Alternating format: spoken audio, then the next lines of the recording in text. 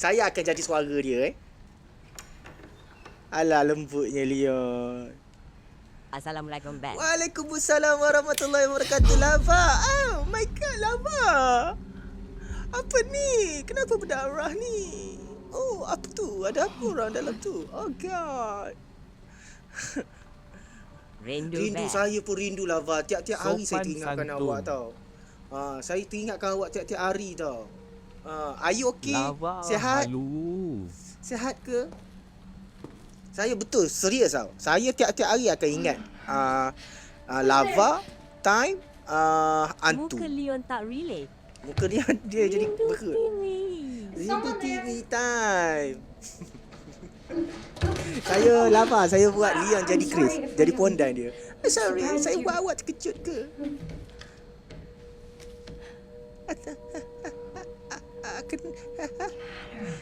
Cataract. Tapi suara tak ada lah sebab ini mood kan. You can't see. Awak tak boleh melihat ke? Awak buta ke Who bengap? are you? Siapa awak? Muka dia tak relax. Was there someone in the other cell? Ada orang ke dalam tu?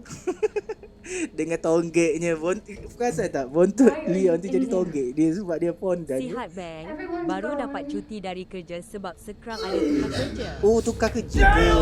Alhamdulillah. Are you alright? Semoga berjalan lancar. Alah, pondan ni. Alah. Semoga semuanya berjalan lancar. Ya, Lava. Hold on.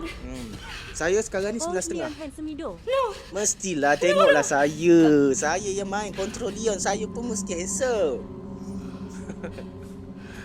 Oh my god. Apa ni? Rindu Lava juga kek. Rindu Lava juga. Terima kasih, Ben. Sama-sama Lava. I'm sorry. I'm sorry.